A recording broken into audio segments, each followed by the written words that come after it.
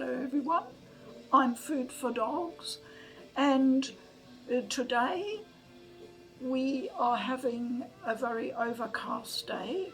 Although we are in high summer, it is actually quite cool. As you can see, I'm wearing a warm top, and the reason for that is that the smoke haze from the terrible bushfires in Australia are intermittently sweeping over New Zealand. They're currently blocking the sky over Auckland.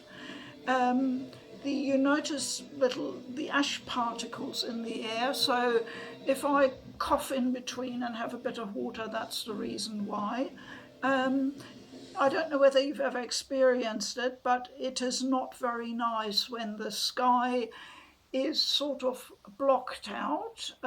We're used to seeing a lot of blue sky in New Zealand, and I became quite paranoid over Christmas when it happened, because you can't see the sky anymore for days on end, and all you see is this horrible brownish orange sun hanging like some diseased globe in the sky.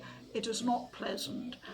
I dread to think what people in Australia are going through. I literally cannot imagine it. It's terrifying.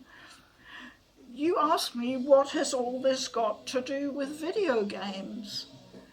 Well, as it turns out, I think you may be surprised. Let me introduce you to Resonance of Fate. I recently received my physical copy from PlayAsia,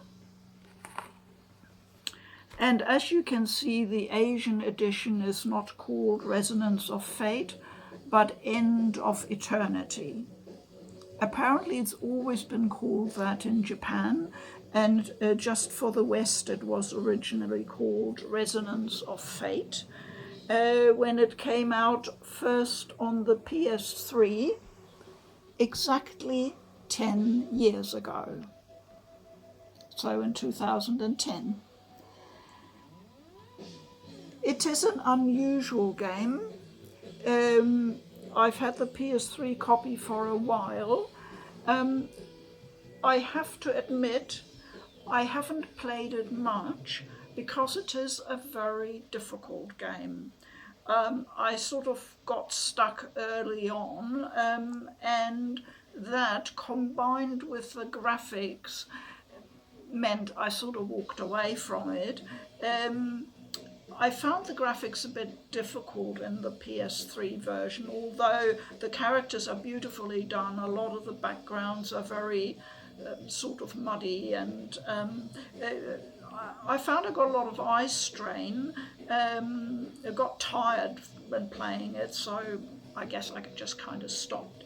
So I was really, really pleased when I saw that at the end of 2018, I think it was, the developer TriAce and the publisher Sega brought out a remastered edition digitally on the PlayStation Store. I don't think it was reviewed very much at all. Unfortunately, I think the game deserves better than that. I'm really, really excited to dig into my copy of the game. Let us have a look in the box and see what's inside. It came like this without cellophane and with this little tube. So I'll just open up the box. The music you hear in the background is the soundtrack for Resonance of Fate or End of Eternity. Not sure what to call it now. I already opened that up so I could put it on and we could have it in the background. So that is the soundtrack with 2 discs inside, the complete battle tracks.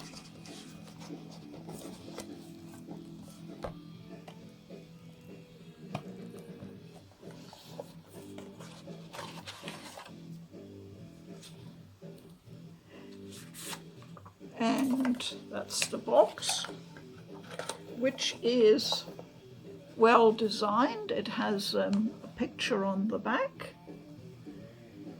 And I'll just open up the game itself, just in case there's a manual or something inside. I'm not sure, I don't think so, but we sometimes have a surprise.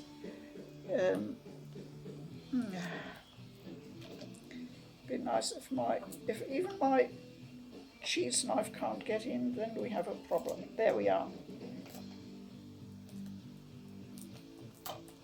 Okay.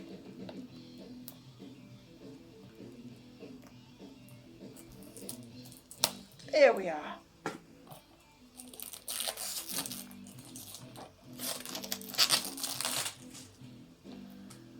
So I'll just open the case. No, nothing else inside, just a disc.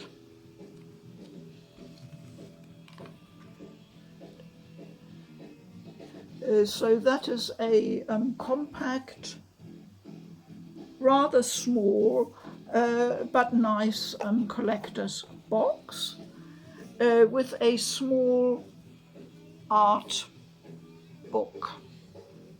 They call it an art collection. I'll show you a few pictures in a moment.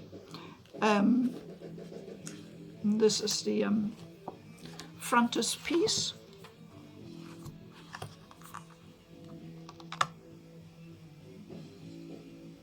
They've done good quality print work, which is nice.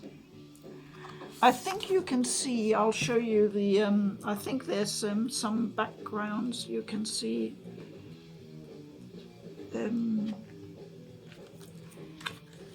Yes, if you look at this picture that's taken directly from the game, from one of the early sequences, I remember it. And you can see from that the background is not very well defined and it's quite brownish, muddy looking.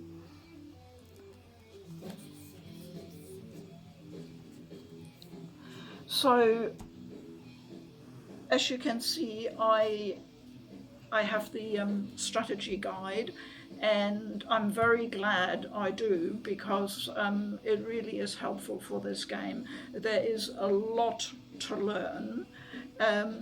As I mentioned before, it hasn't been reviewed very much. However, I came across a website called Game Pitt, run by someone called Rob Pitt, who's also on Twitter, and he very kindly gave me some extra background information on the game and the Japanese edition that I hadn't been aware of. He's written a very good review on the new 4K edition of Resonance of Fate, and if you're interested in the game and are considering buying it, I would recommend you cast an eye over that review, and I'll put the link to that in the description below. Now, I wanted to read you a bit from the introduction for Resonance of Fate, because this is something I want to talk about today, about the backstory of this game. This is the, I think you will agree, this is a lovely picture. It gives you the three main characters and gives you a good impression, I think. So I'll now read you the opening sequence about the game. Humanity's last refuge. The failings of humankind have taken a heavy toll on the earth, fouling the air, spoiling the water, and even twisting the planet off of its axis. In a last-ditch attempt to reclaim the earth, the survivors created Basel, a giant drill-like structure designed to burrow deep into the planet and restore the Earth's balance and purity. However, the damage was too severe. Basel could only purify the atmosphere in its immediate vicinity. So humanity retreated to the only habitable spot left on Earth, the gears and cogs of Basel itself.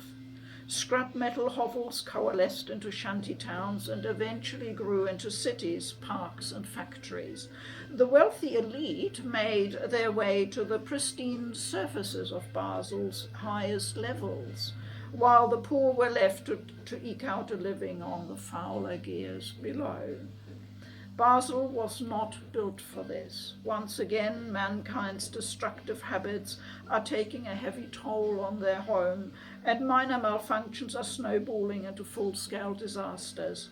Should Basel fail, humanity would have nowhere left to run.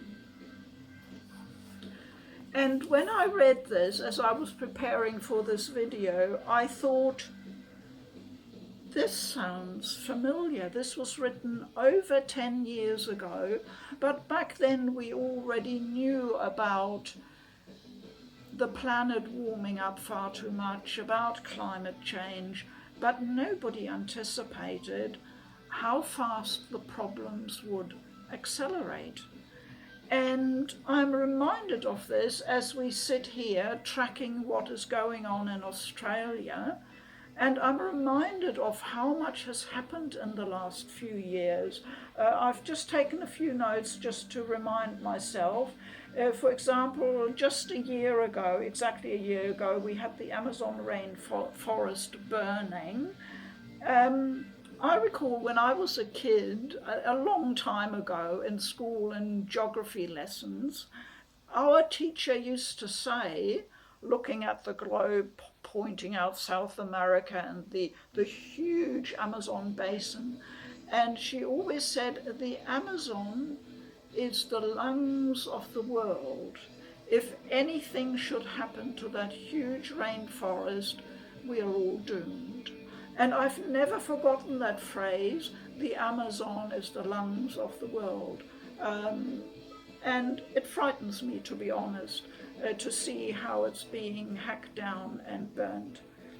We had last July, we had a huge fire raging across the Siberian steppe, and now we have in Australia more than 5 million hectares that have already been set aflame, and the fire is getting worse and it's spreading. We have some species that have already been pushed to the brink of extinction in Australia because of the fires, and more than 500 million animals, 500 million, are estimated to have perished so far. Human life we have also lost as well, of course. You might think it's only just desert and bush and wasteland affected. That is not so. Areas that are of prime economic importance, like just outside of Adelaide, have also been affected. 25,000 hectares of prime country there have burned down, which means a third of the wine industry in that very, very important area is gone, is wiped out.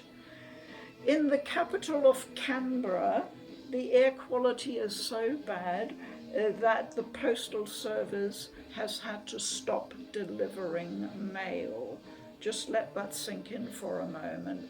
I was reminded that over Christmas I read of a recent piece of research that made the headlines in the news, a comprehensive study that has tracked air quality in the big cities around the world, and found that the amount of microplastics in our atmosphere, in the air we breathe every moment, every day, is so incredibly high that nobody knows what it's going to do to human health. But it's surely not natural that we should be breathing plastics into our lungs. I don't think humans were designed for that. Lastly, I just want to mention that we had a devastating forest fire here in our vicinity, just 10 kilometres up the road last year, and I did document that with photos on Twitter. So we know how absolutely terrifying it is. These events are becoming more and more common, and in the future I'm wondering whether we're not going to talk about summer and winter anymore, but maybe we'll just call it the fire season and the flooding season, because that's what it's turning into. And I'm thinking there are so many games that deal with a post-apocalyptic future, Western games like The Last of Us. A lot of Japanese games have clearly thought about this and used it as the jumping off point for their stories. And what I want to say is, if anybody ever says to you, oh, games are just trivial entertainment, you're grown up, you shouldn't be playing video games, please argue back and tell them that video games are just as important as books or movies or theatre plays or artworks or anything else. They are to be taken serious, and they have important things to say, and they have the ability to immerse us in the world and make us live through what's going on there in a way that almost nothing else can. These are not trivial pieces of entertainment. They provide us entertainment, surely, but they also leave us with a lot to think about once we've finished. And that's really the message I wanted to pass on today. A bit more serious and somber than usual, but I'm not feeling that cheerful, to be honest, with smoke haze obliterating our sky drifting over from Australia, and my heart goes out to my Australian friends over there. I'll just show you, just to finish off on a bit more cheerful note, I suppose. I got this little tube with a very beautiful lens cloth or cleaning cloth included, and that's just lovely. Vitalin, I hope you see that. And that was my first video for 2020. I wish it could have been a happier one. It is a bit of a thoughtful one, and I'll leave you with that. If you've lasted through to the end, I thank you very much for watching. I'm Food for Dogs. Please keep well. Bye-bye.